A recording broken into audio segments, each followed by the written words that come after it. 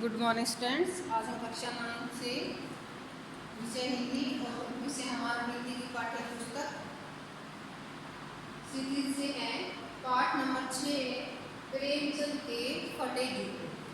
लेखक का नाम है हरिशंकर प्रसाद। इस पाठ को हम पढ़ चुके हैं।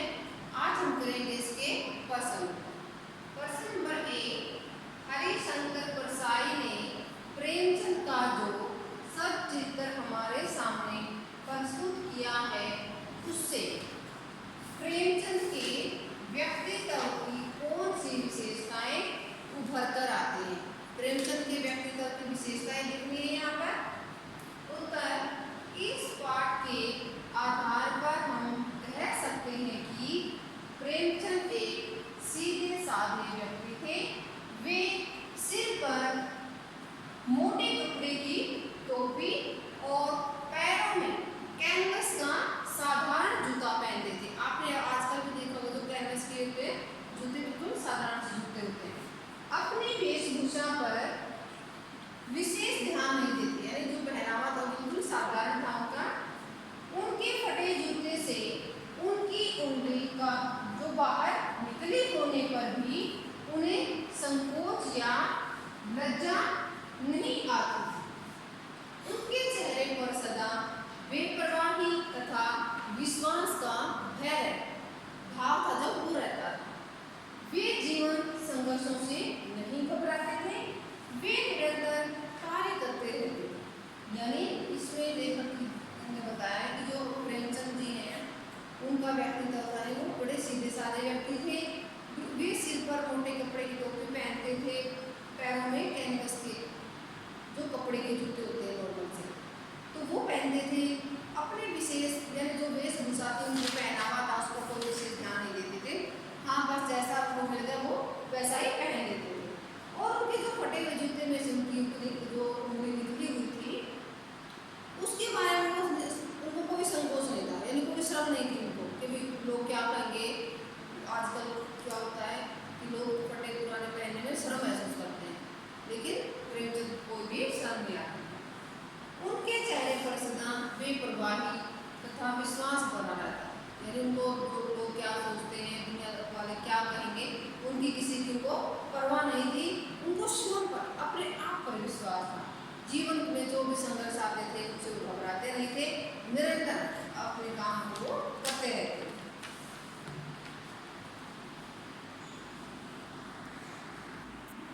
प्रश्न नंबर 2, सही उत्तर के सामने सही का निशान लगाइए।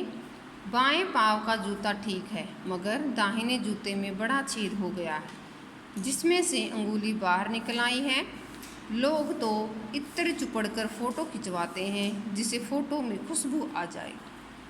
तुम्हारी यह व्यंग्य मुस्कान मेरे हौसले बढ़ाती है। जिसे तुम घृणित समझते हो उसकी तरफ अंगूठे से इशारा करते हो। यानी ये जो पहला इसमें पंक्ति दी है ये गलत है, दूसरी सही है, तीसरी भी गलत है और ये चौथी भी गलत है। प्रश्न नंबर 3, नीचे दी गई पंक्तियों में निहित व्यंग्य को स्पष्ट कीजिए। नंबर का जूता हमेशा टोपी से कीमती रहा है, अब तो जूते की कीमत और बढ़ गई है और एक जूते पर 2500 टोपियाँ निछावर हो जाती हैं। इसका अर्थ क्या है देखिए, लेखक यह कहना चाहता है कि जूता टोपी से महंगा होता है, इसलिए एक सामान्य व्यक्ति के लिए जूता खरीदना आसान नहीं है। एक जूते की कीमत में अनेक टोपियां खरीदी जा सकती हैं। टोपी तो नई पहनी जा सकती है पर जूता नया नहीं लिया जा सकता। ख है, तुम पर्दे का महत्व ही नहीं जानते, हम पर्दे पर कुर्बान हो रहे हैं।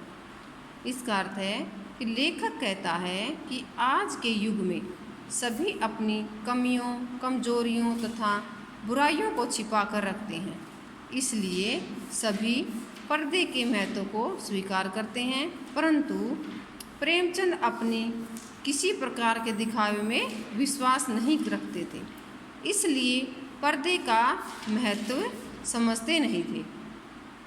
आज के आडंबर प्रिय लोग बाहरी तड़क भड़क में विश्वास करते हैं, इसलिए पर्दे की प्रथा पर न्यौछावर हो रहे हैं। गए जिसे तुम घृणित समझते हो उसकी तरफ हाथ की नहीं पाँव की उंगली से इशारा करते हो।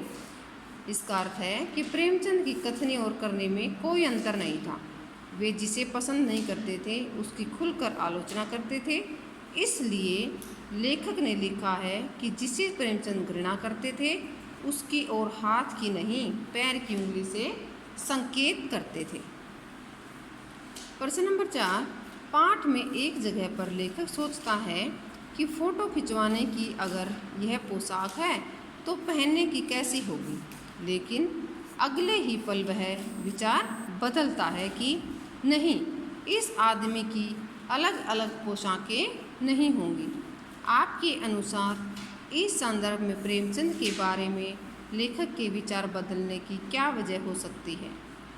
उत्तर, प्रेमचंद के बारे में लेखक का विचार इसलिए बदल गया क्योंकि उसे लगा कि प्रेमचंद एक सीधे साधे व्यक्ति थे। वे अपनी वेशभूषा के बारे में अधिक ध्यान नहीं देते थे। वे एक सामान्य व्यक्ति के समान उपलब्ध साधनों के अनुसार ही वेशभूषा धारण करते थे। उन्हें दिखावे में विश्वास नहीं था। वे जैसे हैं वैसे ही दिखाई देना चाहते थे। प्रश्न नंबर 5, आपने यह व्यंग्य पढ़ा, इसे पढ़कर आपको लेखक की कौन सी बातें आकर्षित करती हैं? व्यंग्य यानी जो ये लेसन है उसको कहा गया है। नंबर 1, लेखक ने प्रेमचंद के व्यक्तित्व का सबक चित्र प्रस्तुत किया है। सिर पर किसी मोटे कपड़े की टोपी, कुर्ता और धोती पहने हैं, कनपट्टी चिपकी है, गालों की हड्डियां उभर आई हैं, पर घनी मूछें चेहरे को भरा भरा बतलाती हैं। नंबर 2, लेखक ने प्रेमचंद के जूते का पूरा विवरण दिया है। जूता कैनवस का है, इसके बंद उन्होंने बेतरतीब बांधे हैं। बंद के सिरे की लोहे की पतरी निकल गई है। जूते के छेदों में बंद डालने में परेशानी होती है।